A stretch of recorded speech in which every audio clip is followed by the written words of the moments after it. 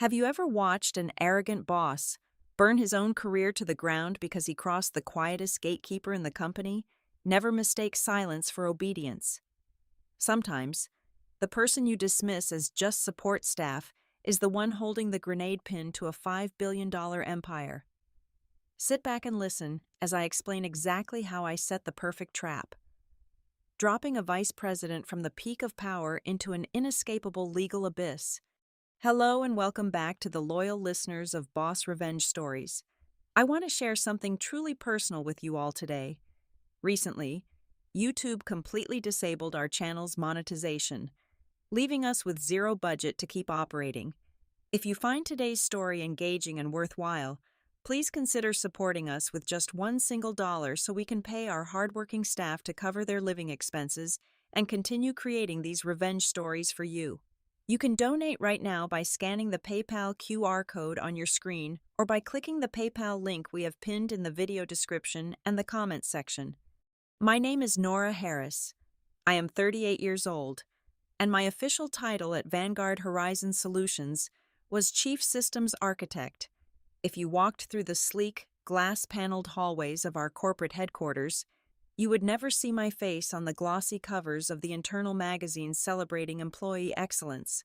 I was the ghost in the machine. While the executives clinked champagne glasses over new acquisitions, I was the sole reason the satellite server telemetry systems did not experience a catastrophic meltdown. In the high-stakes world of corporate data management, true power does not wear a designer suit or speak in loud, booming voices at board meetings. True power is knowing exactly which line of code keeps the entire digital infrastructure from collapsing into the dark ages. I held the keys to the company's largest and most delicate account. That account was Titan Aerospace, a $5 billion aerospace corporation based deep in the heart of Texas. You do not manage a $5 billion defense and space exploration portfolio by scheduling trendy brainstorming sessions.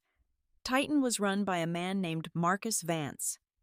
Marcus was an uncompromising former military pilot who viewed the modern corporate world with absolute disgust. He hated empty corporate jargon. He despised flashy sales pitches, and he absolutely refused to deal with our account managers. If a system anomaly occurred, Marcus did not want to speak to a polished executive. He wanted to speak to me directly. We had an unspoken understanding built on cold, hard efficiency. I kept his data secure, and he kept our company's revenue stream flowing. That perfect balance was shattered the day Vanguard brought in our new vice president. His name was Julian Pierce. Julian was a 30-year-old Silicon Valley supposed genius who worshipped at the altar of blind disruption. He wore expensive black turtlenecks to project an aura of intellectual superiority and spoke entirely in meaningless technological buzzwords. To Julian, there was no such thing as a necessary foundation. He firmly believed that every single system could be outsourced, automated, and stripped down to bare bones just to save a few pennies. He was a corporate parasite, plain and simple. Within his first week, Julian orchestrated a massive all-hands meeting. He stood on the grand stage under the bright auditorium lights, pacing back and forth like a manic preacher. He held the microphone close to his mouth and boldly declared to the entire company, "We are going to inject new blood into these ancient, outdated processes.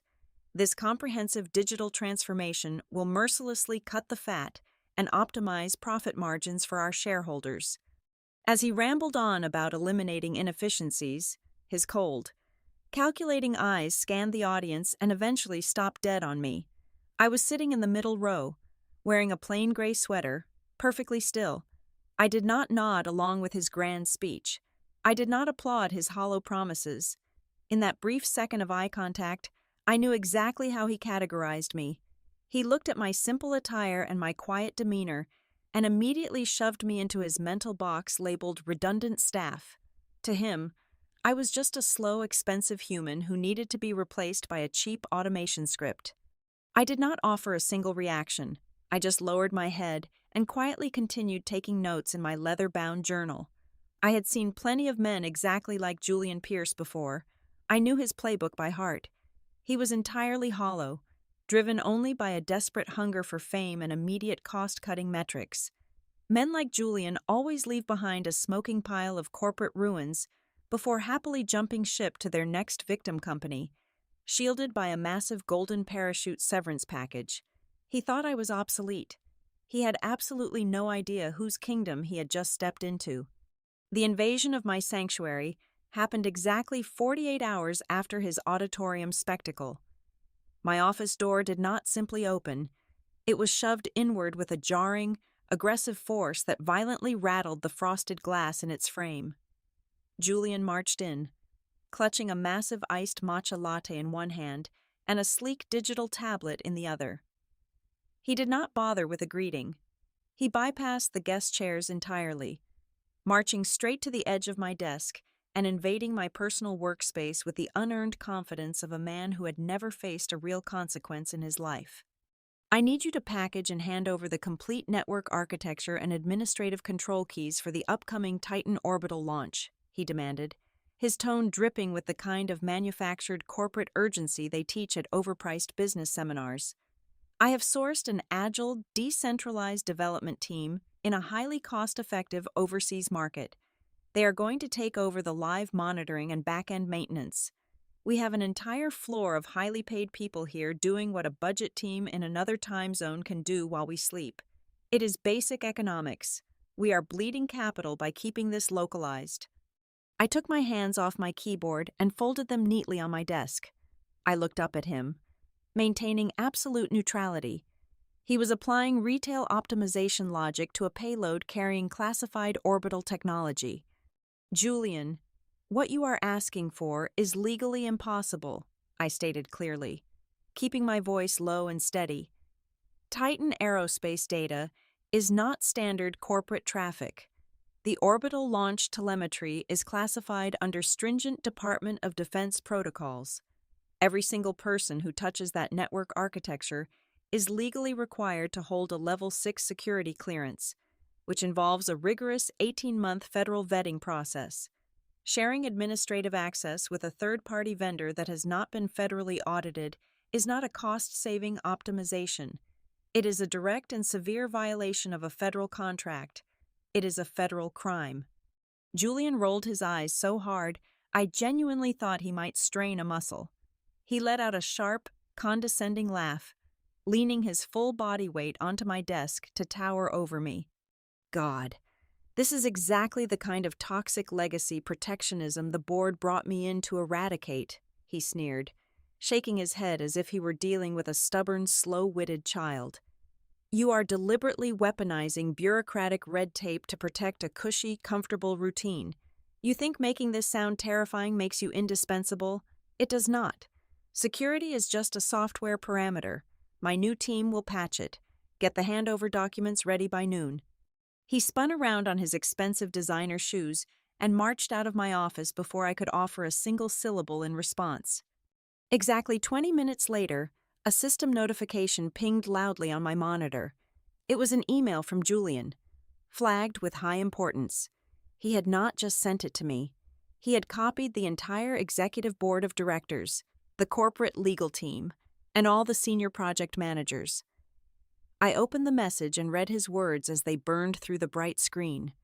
The email was a masterclass in calculated corporate assassination. He wrote, "In our aggressive push for strategic modernization, we must boldly bypass the bottlenecks created by legacy personnel who refuse to adapt. Effective immediately. Nora Harris is ordered to transition all back-end routing and monitoring for the Titan project to our new global vendor. Furthermore, to ensure our upcoming strategy alignment presentation with Marcus Vance remains strictly focused on high-level executive synergy and future scaling. Nora will not be attending. We need forward-thinking visionaries in the room to secure the contract renewal, not just support staff. Just support staff." He had deliberately broadcasted my demotion and humiliation to the absolute highest echelons of the company. He had officially stripped me of my authority, barred me from speaking to my own exclusive client, and reduced a decade of flawless, high-stakes engineering to the level of a disposable help desk clerk. The silence in my office was deafening. Most people in my position would have lost their minds. A normal person would have stormed down the hallway, screamed at the top of their lungs, or immediately drafted a furious, panicked email to human resources demanding intervention. A normal person would have desperately tried to defend their territory. I did none of those things. I did not type a single angry word. I did not complain to anyone. I simply reached across my desk, picked up my ceramic mug, and took a slow, measured sip of black coffee. The liquid was cold and bitter, but it tasted like absolute clarity. For years, I had served as the invisible, tireless shield for Vanguard Horizon Solutions. I had spent countless sleepless nights catching catastrophic errors, patching massive vulnerabilities, and silently protecting the executives from the severe legal and financial consequences of their own blinding greed and technological ignorance. I had treated the survival of this company as my own personal responsibility. But as I sat there, looking at the words, "just support staff," glaring back at me, a profound sense of liberation washed over my mind. Julian did not want a shield. He wanted total control. I placed my coffee mug back on its coaster. Instead of fighting him, I decided it was finally time to give the vice president exactly what he demanded. It was time to stop protecting them from their own stupidity. I closed my email client. I opened a raw command prompt terminal and typed in a complex sequence of alphanumeric characters. A secondary, hidden directory materialized on my screen. It was a ghost partition, entirely invisible to Vanguard's corporate network administrators, secured behind two-factor biometrics and military-grade encryption. If Julian Pierce wanted to proudly drive the company vehicle straight off a massive cliff, I was no longer going to fight him for the steering wheel. I was simply going to step out of the car, lock the doors from the outside, and watch gravity do its absolute worst. Over the next 2 weeks, the office transformed into a theater of the absurd. Julian took complete control over the preparation for the upcoming strategy meeting with Marcus Vance. He demanded access to my presentation deck and immediately began slaughtering it. I sat quietly in his glass-walled office as he ruthlessly deleted every single one of my server latency reports, cryptographic health assessments, and network redundancy diagrams. He replaced my hard, verifiable metrics with dazzling, three-dimensional graphics that spun on the screen, accompanied by wildly unrealistic projected growth charts. He was preparing to sell a military-grade aerospace client on a vision of synergy, completely ignoring the fact that synergy does not keep a satellite orbiting the Earth. I did exactly as I was told. I played the part of the defeated, obedient support staff flawlessly. Whenever he snapped his fingers for a new file formatting or a localized system map, I handed it over without a single word of protest. My compliance made him bold. It made him sloppy. He was so distracted by selecting the perfect shade of corporate blue for his pie charts that he never once bothered to monitor the back-end security gateway. While Julian was busy playing graphic designer, I was executing a meticulous digital heist inside my own architecture. Using the hidden directory I had unlocked, I initiated a continuous, encrypted backup of the master audit logs. Every system has a memory, and I was capturing every single keystroke. I documented the exact timestamps when Julian used his executive override privileges to bypass our internal security protocols. I saved the unencrypted email threads where he commanded the information technology department to grant full administrative access to his cheap offshore contractor team. I watched in real time as foreign internet protocol addresses began crawling through the outer layers of the Titan aerospace network. I compiled all of this irrefutable evidence into a single, highly compressed file, a digital bullet with Julian's name carved right into the casing. Then, on a Tuesday afternoon, the first major crack appeared. I was running a passive diagnostic scan on the outbound data flow when I noticed an anomaly. The offshore team, clearly lacking any understanding of defense-level data compartmentalization, had attempted to patch a minor firewall routing issue. In doing so, they had accidentally disabled a core encryption handshake. A tiny sliver of raw data had bled out of the secure perimeter and pinged off an unsecure public routing server. My heart hammered against my ribs as I analyzed the leaked packet. It was not just random code. It was a partial string of spatial coordinates for Titan's upcoming classified rocket engine test. The cheap contractors had literally leaked aerospace testing telemetry onto the open web. My hand hovered over the keyboard. My deepest professional instinct screamed at me to immediately shut down the port, revoke their access, and patch the vulnerability. It would take me exactly 30 seconds to fix it and save the company. But I remembered the email, just support staff. I slowly pulled my hands away from the keys. I did not fix the leak. Instead, I took a pristine, time-stamped screenshot of the exact moment the breach occurred, proving beyond a shadow of a doubt that the vulnerability was introduced entirely by Julian's unauthorized third-party team.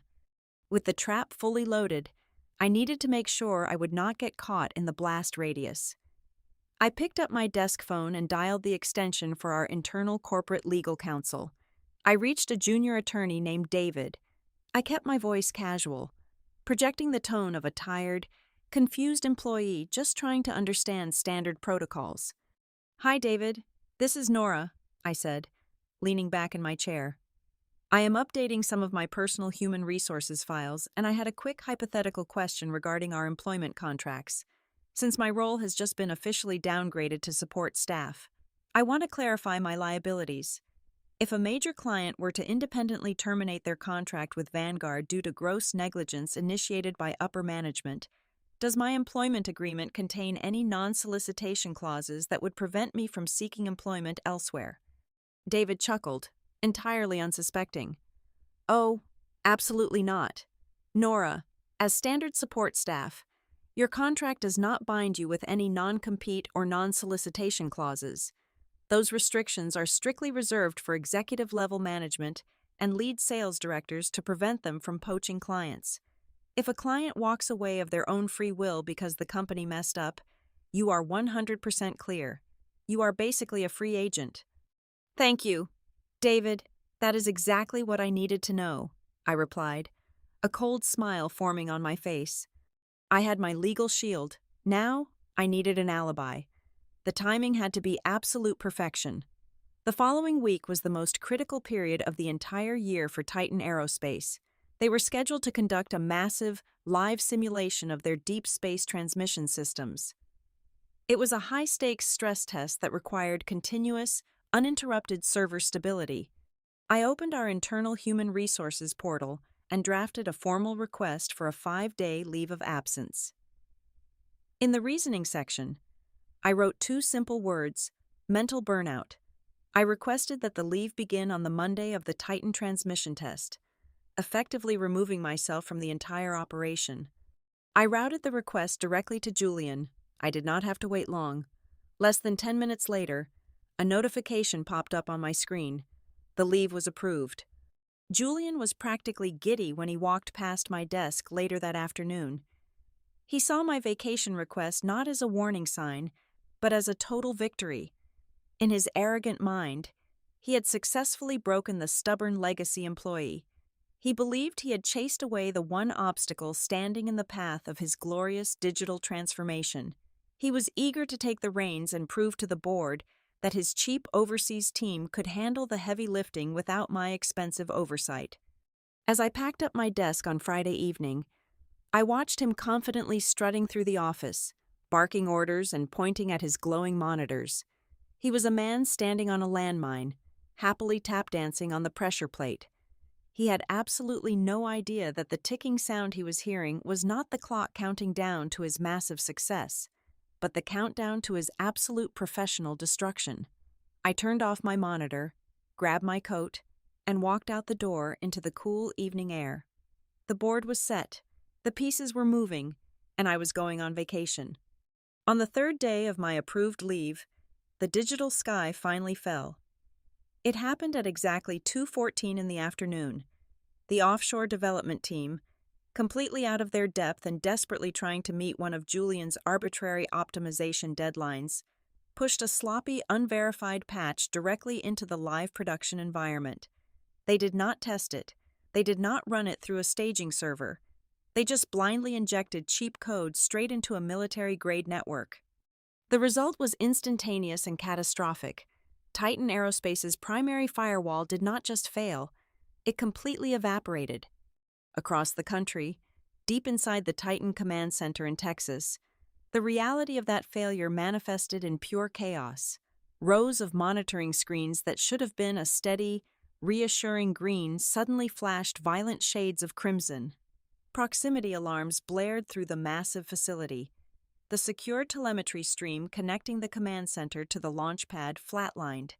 At that very moment, a team of aerospace engineers was in the middle of a pre-flight sequence for an experimental rocket engine test, an operation worth hundreds of millions of dollars.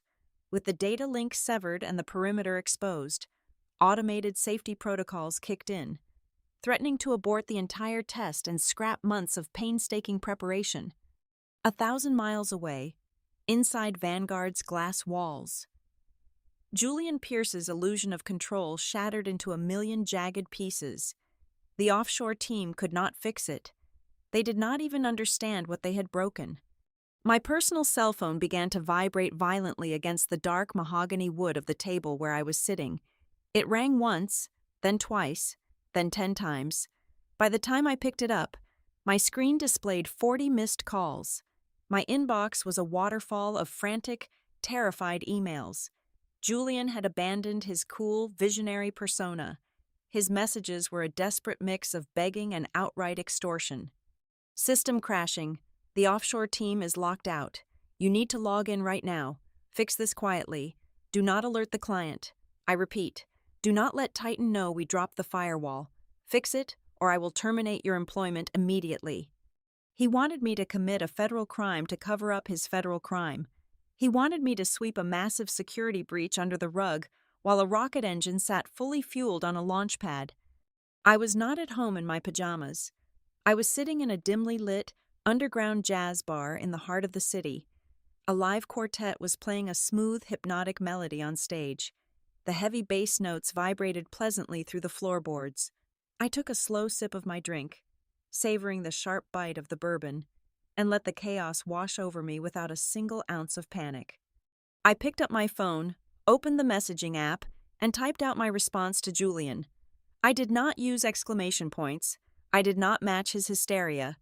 I simply sent one single text message. I am just support staff. All strategic level decisions now belong to you. I placed the phone face down on the table, but I did not sit back and let the world burn. Julian thought he was the only one playing a game. He was wrong. I reached into my leather bag and pulled out a matte black, hardened tablet. It was not Vanguard Company property. It had no Vanguard tracking software and no Vanguard security certificates. 3 years ago, after I caught a critical routing error that saved a previous launch. Marcus Vance had flown out to meet me in person. He had bypassed my bosses, handed me this device, and given me a biometric security key. It was a dark fiber backdoor, a direct, unfiltered pipeline straight into the deepest layer of the Titan Aerospace mainframe. Only 2 people in the world knew it existed, Marcus and me. I rested my thumb on the scanner. The screen glowed green. Recognizing my print, my fingers flew across the digital keyboard with practiced, ruthless precision. I did not have time to waste. I had to stop the bleeding before the engine test was officially scrubbed. In exactly 4 minutes, I executed a hard reset on the damaged routing tables. I violently severed the connection of every single foreign internet protocol address that Julian's cheap contractors had left lingering in the system. I rebuilt the firewall from a pristine, shadow backup I had secured weeks earlier, sealing the perimeter tighter than a submarine hatch. The telemetry stream stabilized. The flashing red lights at the Titan Command Center turned back to a steady green. The engine test was saved. But here was the true genius of the trap, because I used Marcus Vance's personal backdoor. My rescue operation bypassed Vanguard's servers entirely. Every single keystroke I made, every firewall I rebuilt, and every foreign connection I severed was logged directly into the Department of Defense secure servers under Titan's direct authorization. I had completely isolated Vanguard's authority. More importantly, I had permanently fossilized the digital footprints of Julian's offshore team inside a federal audit log. Julian could not delete the evidence. He could not alter the timestamps. Vanguard was locked out of the crime scene, and the federal government now had a permanent, unchangeable record of his catastrophic breach. My screen flashed. An encrypted, peer-to-peer message popped up on the black tablet. It was from Marcus Vance, sitting in his control room in Texas. He had watched the entire crisis and my subsequent rescue play out in real time. He knew exactly whose fault the crash was, and he knew exactly who had fixed it. His message contained just one sentence: "How much is he worth?" I smiled, the jazz music swelling in the background as I typed my final command for the night. I hit send on my reply to the billionaire CEO. Just a negative number. 2 weeks later, the grand ballroom of the city's most expensive hotel was bathed in the warm, golden glow of a dozen massive crystal chandeliers. Vanguard Horizon Solutions was throwing its annual VIP gala, an opulent, high-society event designed specifically to serve as the breathtaking backdrop for the official public renewal of the Titan Aerospace contract. The room was suffocatingly lavish, dripping with excessive corporate wealth. Waiters in crisp white tuxedos glided silently across the polished marble floors, carrying heavy silver trays loaded with crystal flutes of imported French champagne and delicate, overpriced hors d'oeuvres. It was a masterclass in calculated corporate illusion. The massive room was packed shoulder to shoulder with the technological elite, wealthy angel investors, and hungry board members. They were all entirely blind to the terrifying reality that their flagship project had nearly burned straight to the ground just 14 days prior. The air inside the ballroom was thick, heavy with the smell of expensive designer cologne and the desperate, suffocating stench of forced networking and hollow laughter. At the very front of the room, standing triumphantly on a massive, brightly illuminated stage, was Julian Pierce. He held a sleek wireless microphone, pacing confidently back and forth under the blinding white spotlights like a visionary rock star performing for his fiercely adoring fans. He was dressed in a sharp, custom-tailored velvet jacket, his face plastered with a winning, perfectly capped smile. He was in the middle of a grand sweeping monologue, completely and shamelessly rewriting history for the benefit of the oblivious shareholders. "We faced unprecedented operational friction last week," Julian declared, his booming voice echoing off the high vaulted ceilings. "But thanks to the agile, lean framework my new optimization protocols established, we navigated the turbulence flawlessly. We proved that by ruthlessly cutting the bloated legacy costs and trusting in a modernized, global synergy, we can survive any anomaly the industry throws at us. We did not just survive a minor hiccup. Ladies and gentlemen, we evolved into a leaner, vastly superior machine." The crowd erupted into a massive wave of enthusiastic applause. The Vanguard executives seated in the front row nodded deeply, totally captivated by the absolute fiction he was spinning. They were clapping for a man who had almost cost them a $5 billion empire.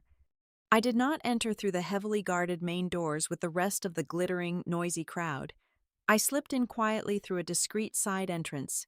Stepping into the peripheral shadows of the ballroom, I was no longer wearing my invisible, protective armor of plain gray sweaters and sensible, quiet shoes.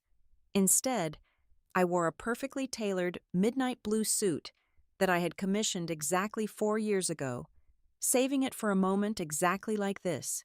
The fabric was sharp, the lines were severe, and my posture was completely unyielding.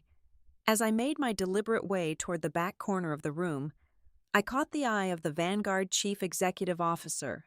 His polite smile faltered for a fraction of a second, his eyes narrowing into a sharp, deeply confused glare. He clearly wondered why a disgruntled, recently demoted employee had managed to bypass the strict security perimeter.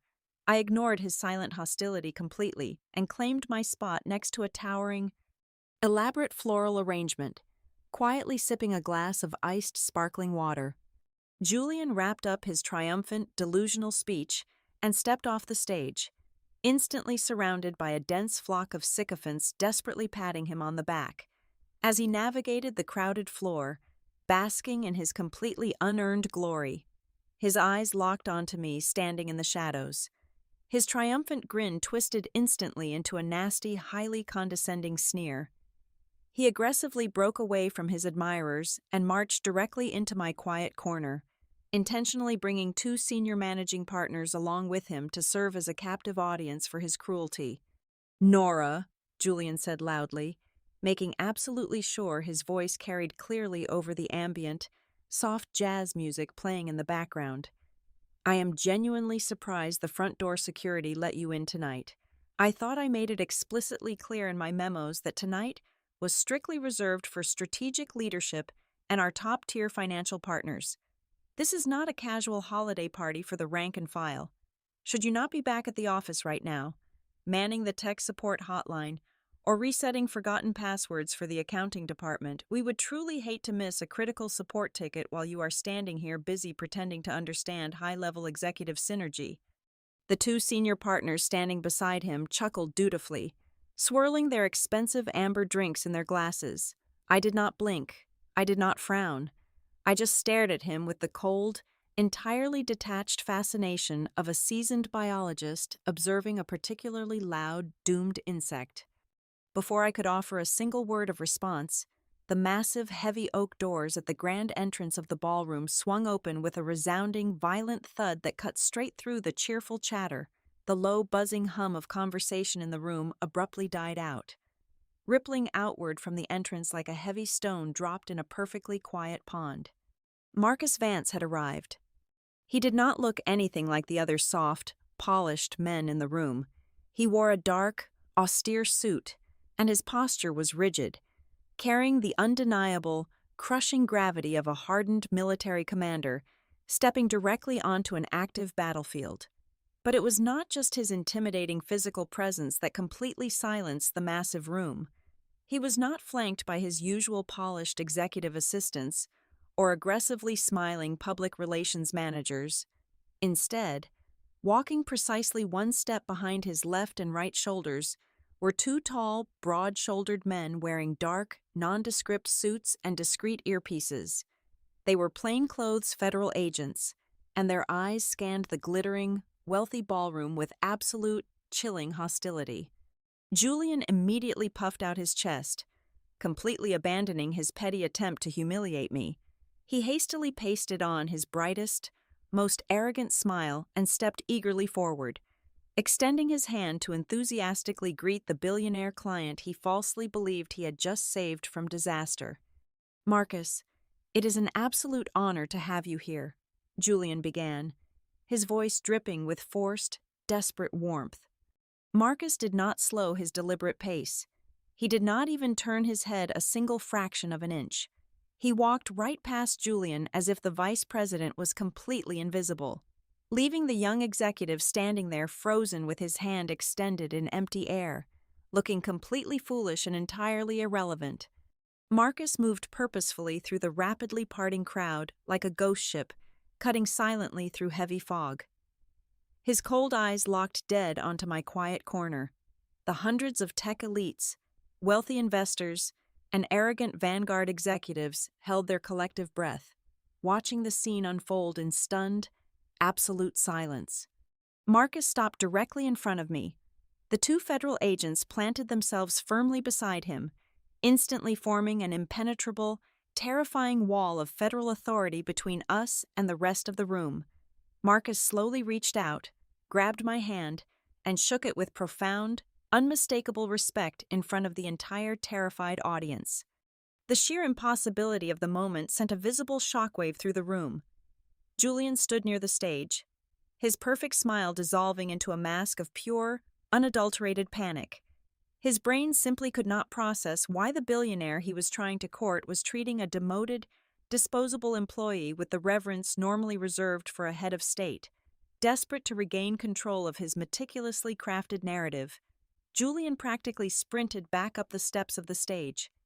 He snatched a wireless microphone from its stand, his hands trembling slightly, and plastered on a frantic, sweating grin. "Ladies and gentlemen, what an absolutely incredible surprise," Julian announced, his voice cracking slightly over the booming sound system. "Please, let us give a massive, warm round of applause to welcome Mr.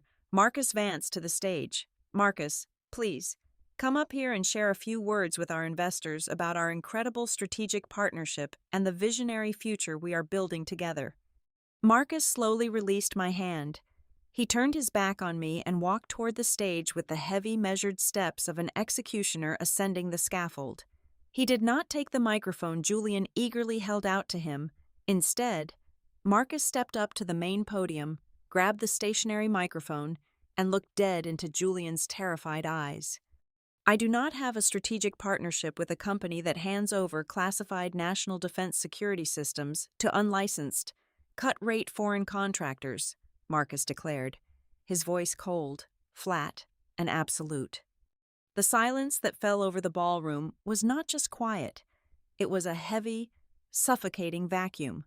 The cheerful clinking of champagne glasses stopped instantly. The investors sitting in the front rows froze in their seats. Marcus turned his gaze away from Julian and looked out over the sea of horrified executives. What your so-called visionary vice president failed to understand, in his desperate, blind rush to optimize his personal bonus, is the actual nature of the data he was handling. Titan Aerospace does not run retail point-of-sale software.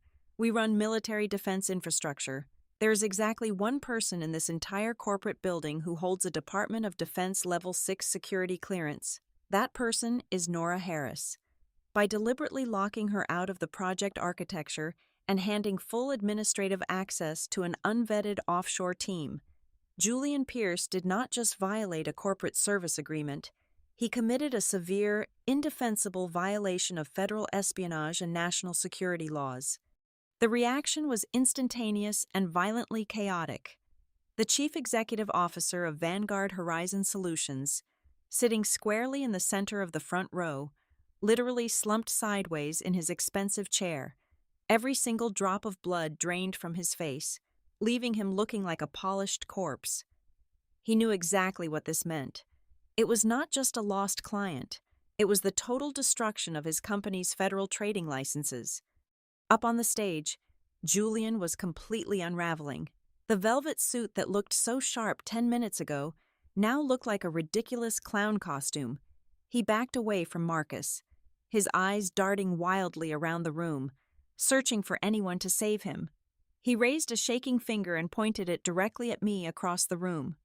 "She is just technical support," Julian shrieked, his voice pitching upward in pure hysteria. "She is a stubborn legacy employee. She did not warn me. She does not even report to me. This is her fault. She should have stopped the breach." Marcus reached into the inside pocket of his dark suit coat. He pulled out a thick, heavy stack of securely bound legal documents. With a swift, violent motion, he threw the entire stack straight down onto the polished surface of the podium. The heavy thud echoed like a gunshot through the ballroom. "You are exactly right, Julian," Marcus said, his voice dripping with absolute contempt. "She does not report to you. She reports to me. The document I just put on this table is the official, irrevocable termination of Titan Aerospace's $5 billion contract with Vanguard Horizon Solutions. And effective as of this exact minute, Titan Aerospace is officially signing a 10-year exclusive contract with a brand new, elite private cybersecurity firm, a firm fully owned and directed by its new chief executive officer, Nora Harris." The room completely exploded. Board members were shouting. Investors were already pulling out their phones, frantically dialing their brokers to dump their Vanguard stock before the market opened the next morning. Marcus gave a sharp, almost imperceptible nod. The two broad-shouldered federal agents who had been standing silently by my side moved forward with terrifying, practiced speed. They marched directly onto the stage, flanking Julian on both sides. One of the agents grabbed Julian's right arm, twisting it firmly behind his back. "Julian Pierce, you are under arrest for severe violations of national cybersecurity laws and federal data mishandling," the agent stated, his voice completely devoid of emotion. The sharp, heavy metallic click of the steel handcuffs locking around Julian's wrists cut through the shouting of the crowd. Ironically, the jazz band in the corner of the room, entirely unsure of how to handle the sudden chaos, nervously began playing a lively, upbeat swing tune. The cheerful music provided a deeply sarcastic soundtrack to the absolute destruction of a Silicon Valley golden boy. Julian was weeping openly now, his knees buckling as the federal agents practically dragged him off the stage and toward the service elevators. I did not stay to watch them march him out. I did not need to. The trap had snapped shut flawlessly. I turned around and began walking toward the grand exit of the ballroom. Marcus stepped down from the stage, parting the sea of panicked executives, and walked right beside me. We moved together in perfect, quiet synchronization. I did not look back at the chief executive officer begging on his knees. I did not look back at the crumbling ruins of Vanguard Horizon Solutions. I walked out of those heavy oak doors, stepping out of the shadows and firmly onto the absolute pinnacle of an empire I had built with my own 2 hands. The invisible ghost in the machine was dead. The queen had finally taken her throne. Thank you so much to everyone tuning in and listening to the conclusion of today's story. I would love to know where you are all listening from today, so please drop your city or country down in the comments section below. As I mentioned earlier, our channel is currently operating with zero budget due to YouTube disabling our monetization. If you felt that today's corporate revenge story was entertaining and brought you value, please consider supporting our team with just $1 single. You can easily do this by scanning the PayPal QR code currently displayed on your screen, or by clicking the PayPal link we have provided in the video description and pinned in the comments. Your generosity is the only thing that allows us to pay our hard-working staff, helping them feed their families while we continue to create and bring you even better, higher quality stories every single week. Thank you again, and stay tuned for the next brilliant revenge.